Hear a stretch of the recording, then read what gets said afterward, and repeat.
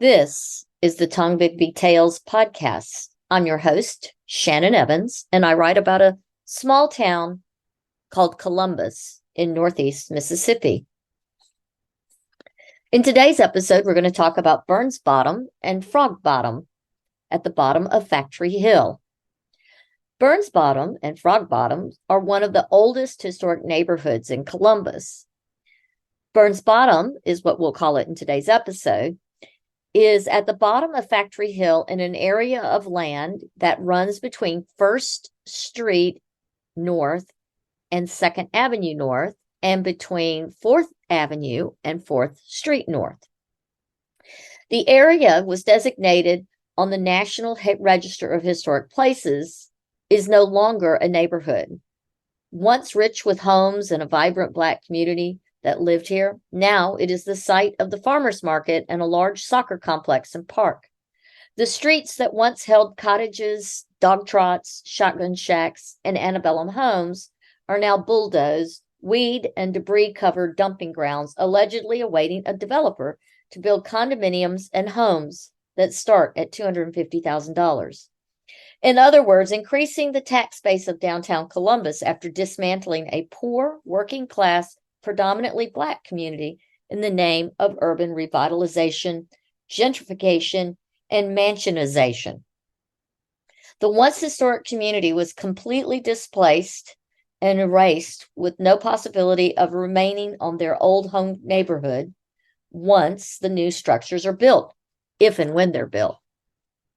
Elderly African-American homeowners faced enormous pressure to sell, move, and abandon their homes in Burns Bottom. Some properties were taken by right of eminent domain. Where did the people go? Did those who owned their homes make enough on the deal that they could afford to buy a new home? Or were they forced into rentals or substandard, antiquated public housing? Why was no part of the gentrification process providing a percentage of the build-out for fixed-income seniors or for those less privileged? Why were the planners of the space told if the proposed area was mixed use, they would never get approval for the project, much less funding from the state? To understand more closely why the loss of Burns Bottom's historic landmark community is a blow to the town's African American community itself, one must first explore its history. In 1822, records indicate a tanning yard was operated in Burns Bottom by Bond and Tinsley. In the 1830s, Mr. Good had a tan yard there at the present-day 3rd Street and 2nd Avenue North. It is reflected on the 1849 Keeler map. After the Civil War, Factory Hill and Burns Bottom began to experience significant growth and a business boom. Cotton-related industries began to populate the area. Union Cotton and Lumber Mill, Tongbigby Cotton Mill, and other associated support industries like warehouses and storage facilities and other modern convenience needs grew, and so the city gas works, an ice company, repair shops, and a grist mill sprung up in the area as well. The city created the hitching lot, or the hitch lot, now the site of the farmers market, to minimize wagon traffic on Main Street. The homes that used to populate the area on and around the soccer fields and play spaces of Burns Bottom ranged from shotgun-style one-story shake roof homes built in the early 1890s and early 1900s, like the homes that used to sit at 120 2nd Avenue North and 311 4th Avenue North, to some one-story multi-gabled homes popular in the 1895 to 1900 era, such as were at once stood at 321 3rd Avenue North.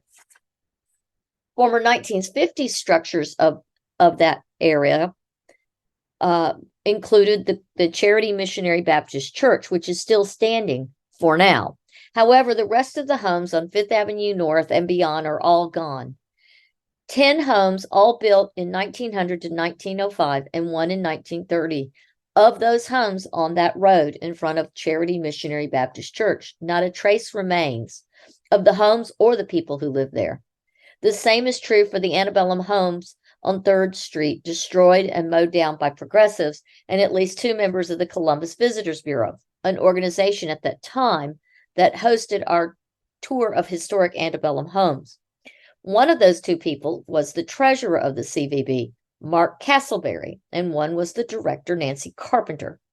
Carpenter also sat and still sits on the Mississippi Department of Archives and Histories, the board that oversees the designation of landmarks, the protected status of places in the state. One of the larger homes in Burns Bottom was once the Burdine and Austin Law Office, an old and storied law office. Even older was the office building. Oh boy, let's try that again. An old and storied law office.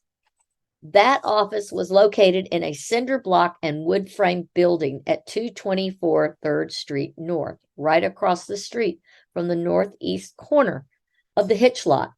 It had a 2-tiered, full-width veranda and was built about 1900. In Burns Bottom, it is considered, according to the National Register of Historic Places, one of the best remaining and most complete examples of a turn-of-the-century village in this area. Perhaps the most significant structure destroyed was the Burns House, a Greek Revival 2-story, full-width, undercut gallery built before the 1850s. It had a transom and side-lighted entrance and a second-floor balcony with a side-lighted doorway. The Burns home was specifically named as a contributing structure to the area's historic significance and its inclusion on the National Historic Register. The city did not elect to include the house or the Burns Bottom area as part of its historic districts, nor did it elect to recognize the Burns home as a historic structure. Sam Coy, a former noted local historian and expert on antebellum architecture, believed the home was built in 1835 for Pascal Wade. The house was lived in by the mayor of Columbus at one point, whose name was Isaac Knapp. He lived there in the 1840s. During Reconstruction era, a Yankee carpetbagger named B.B. Eggleston lived there while serving as the revenuer. Eggleston was responsible for the second bridge built across the Tombigbee River in the late 1870s. Then he moved from Columbus and the house, and the next tenants gave it its name, Burns House. Burns was a local businessman who owned a butcher shop on 5th Street. He raised his family in the home and continued to live there many years. The home began to fall into disrepair in the 1930s during the Great Depression. The home finally became the property of the city when they bought it from the Cannon family, the last owners of the property. As part of the redevelopment plan, it was purchased for $28,000. According to Castleberry at the time, he, as the developer, was not opposed to someone restoring the house. It just wasn't going to be him. The Columbus Redevelopment Authority, with Columbus City Council, directed by Mayor Robert Smith, was charged with eliminating blight and enhancing the neighborhood with higher, read more expensive, quality homes to increase the tax base.